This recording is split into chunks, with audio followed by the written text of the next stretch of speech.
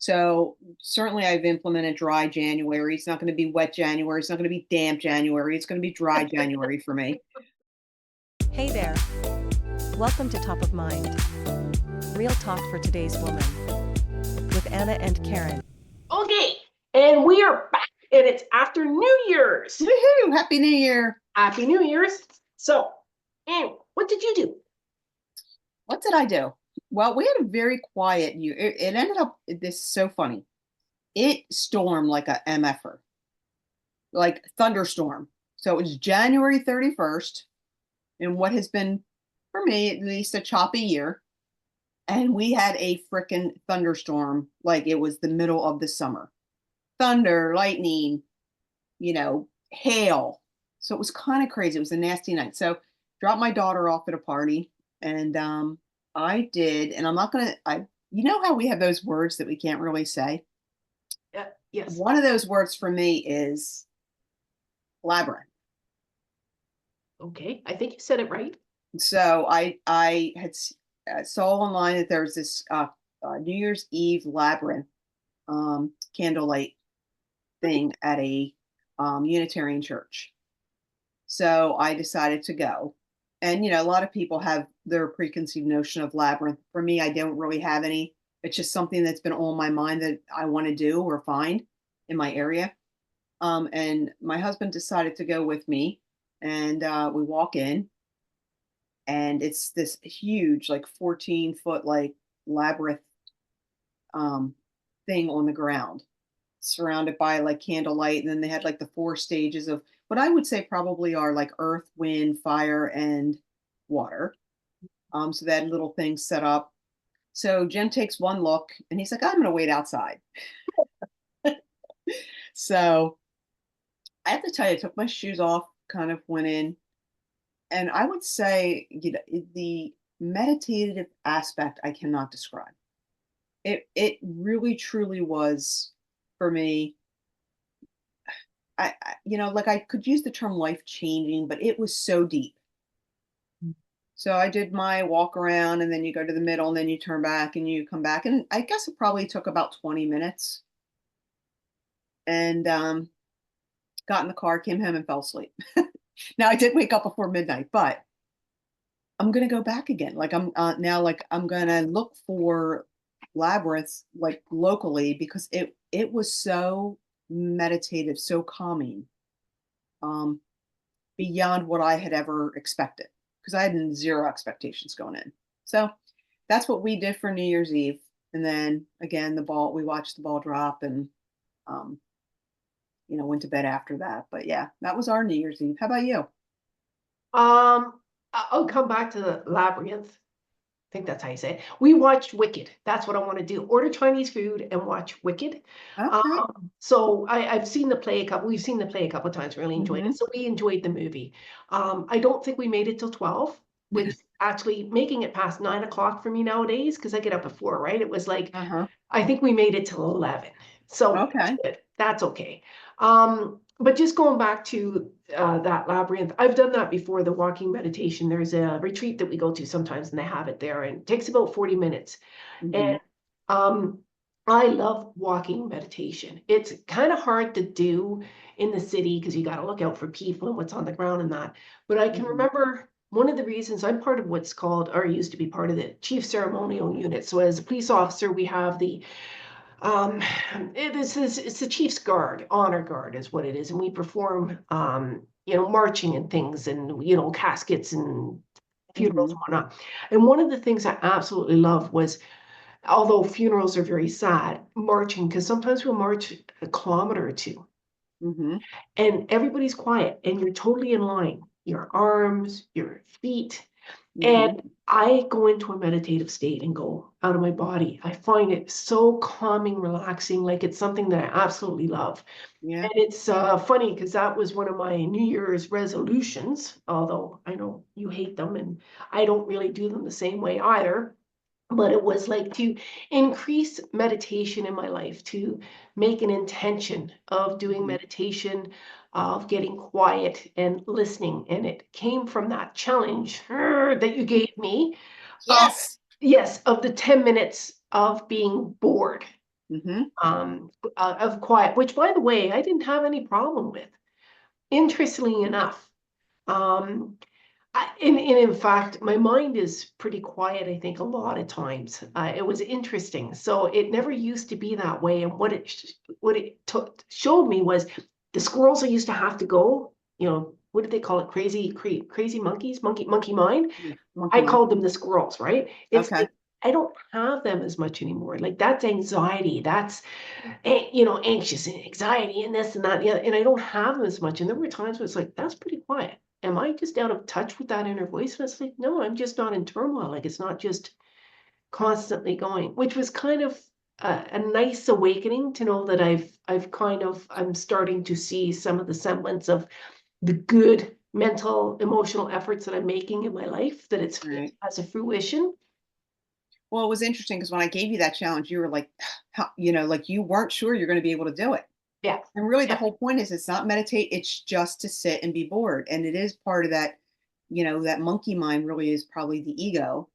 And, like when you study Buddhism and different things, the whole principle is that when you get out of that mind and and that's the awareness of so, congrats to you. Yay. Yeah. But it's not easy. I mean, I know you said, you had no problem with it, but for, a lot of people, I'd be very interested to see if anybody else did it and how they found that 10 minutes. Well, and I didn't anticipate it being easy because I put up a lot of resistance. It was like, what? I can't meditate? Like I do that anyway. Like I Mhm. remember doing that. And Yes. and you know what I think it was? I think I actually appreciated the stopping, the pause, the stop for the 10 minutes, like because it was something I don't do very often, Right. And and it's just being in that allowing quiet. Yeah. yeah. And in fact, you're like, I do that. It's called meditation. I said, no, it's not. Like, no, you need to sit there bored, like nothing, do nothing.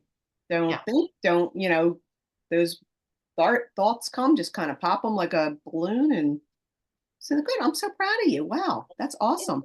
Yes. Now, is that something you think you'll incorporate daily? I haven't.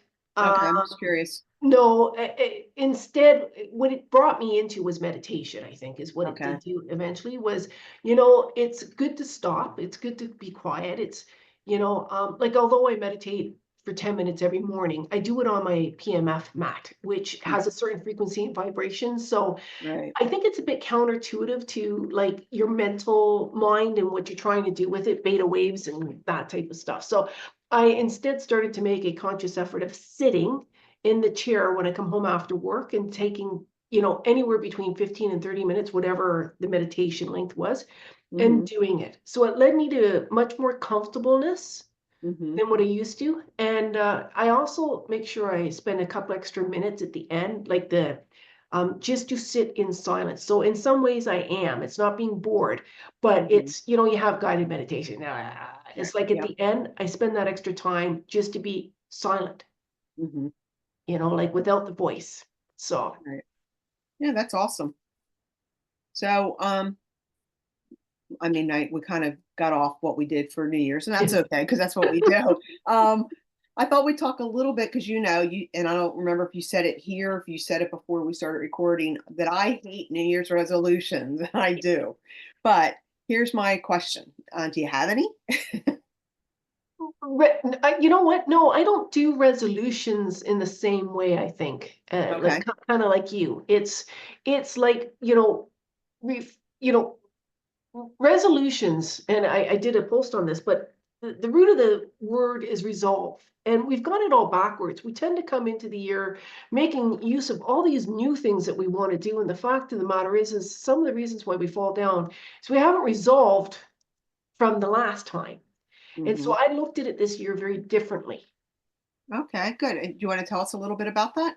Well, I kind of looked at, what were the things that I had started or wanted to do and didn't?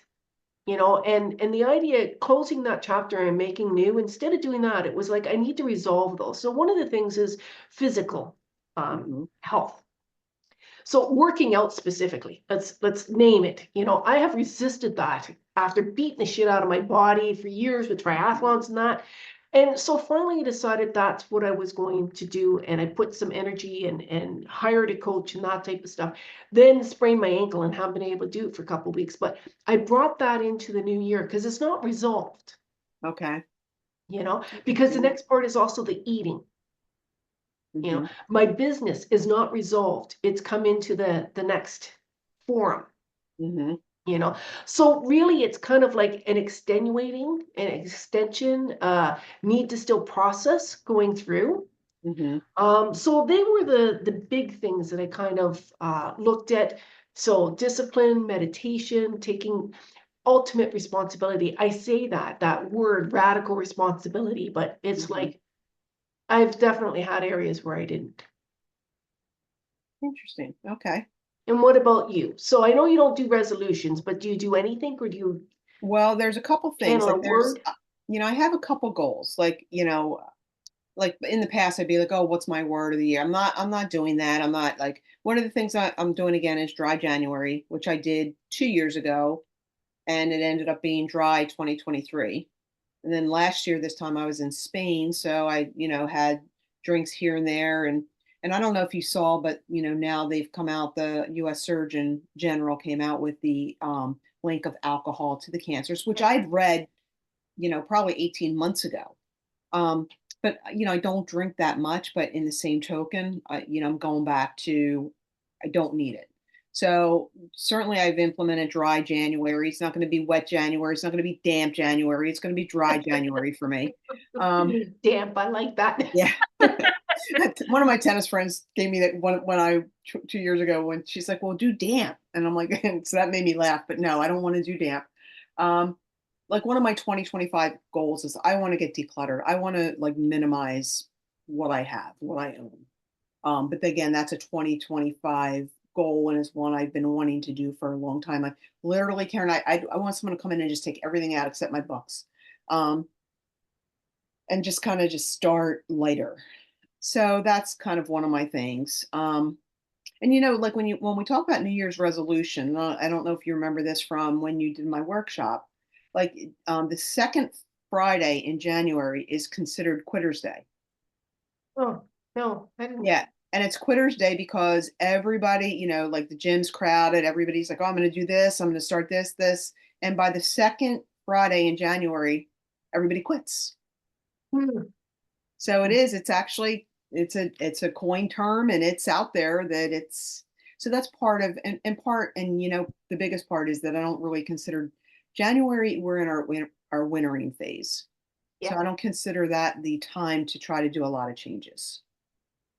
So one of the things I'd like to even offer anybody who's listening, and you and I talked about this, and you talked about the things that you want to do as it relates to your business, is kind of establishing like what's called a nourishment practice. And it doesn't, not ongoing, but think about Mm. things like, like I have, and this could be anything you want it to be. Like I have, emotionally, what do I want to do to nourish myself emotionally, mentally?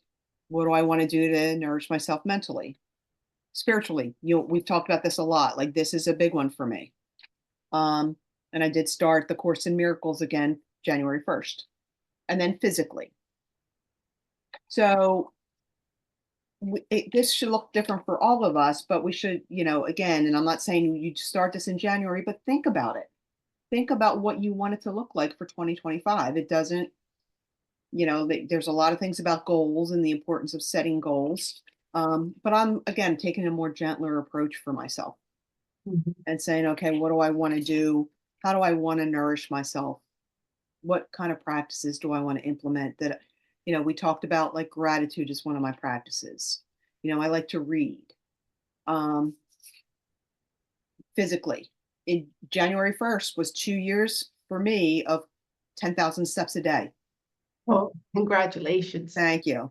So that, Wow. again, that's something I do physically for me, is to move my body. So 2 years, January 1st, 365 days, both years, but there's obviously 365 days in both years, but yeah. So I just crossed the 2 year mark of 10,000 steps a day. So that's, that was an accomplishment for me. Oh, Um, yeah. but that's something I like to do physically. Um, so I'm going to just try to put like a little bit more, I guess, skin on the bone of that nourishment practice, not a resolution. Because you and Mhm. I talk, even you talk about physically. And do you remember when I did my workshop and we talked, and I had everybody close your eyes, and I said, describe your home. Right. Do you remember that? No. Okay. Sorry. No. All right. So just very quickly, I want you to close your eyes. Right now in front of everybody? Okay. Oh, Leave your eyes yes, open. okay. All right. Give us 3 words to describe your home. Warm, comfy, light. I like bright. Okay. Okay. So did you describe your home in Canada? Yes. Okay. So really, let's go back to basics. What is fundamentally our first and really only home right now? Inside of our bodies. Yeah, our bodies. Ah, it was a trick question. It Who wasn't else a fell trick for it? Who question. else fell for it? It's how we think. So that's kind of where, if we can just begin with, okay, this is really truly my home. Yeah. Lights out, man, I'm done. It doesn't matter. Like, it doesn't matter what I have around me. It doesn't matter about the physical building. It means nothing if I don't have this. Right. So when I think of that nourishment practice, that's kind of with that in mind. Like, this is my home. What do I need to do to take care of this? Ooh, I love it. So, yeah. So let's forget New Year's resolutions. We want to know, what are your nourishments? Yep. I think that's wonderful. So people, let us know down below. We've let you know what ours are for the upcoming little while. What is yours? And I think that would be a good exercise for us. Like, why don't we, and again, I gave you my 4 categories, and I'll post some of the things that I want to do. Yeah. And you can help hold me, not, I don't want to use the term accountable, but we can work together. Mhm. And even with other people, and some of our listeners, like, let's help them. What does Yeah. it look like? And how, what do you want to do?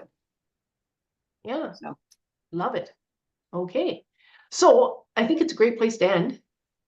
sounds good. Thanks for joining us today. We want to hear what your nourishments are down below as well. Please let us know. I am Karen Vale, a mindset and confidence coach, and I'm here with Anna Jennings, and I am your midlife mentor. Happy New Year. Thank you.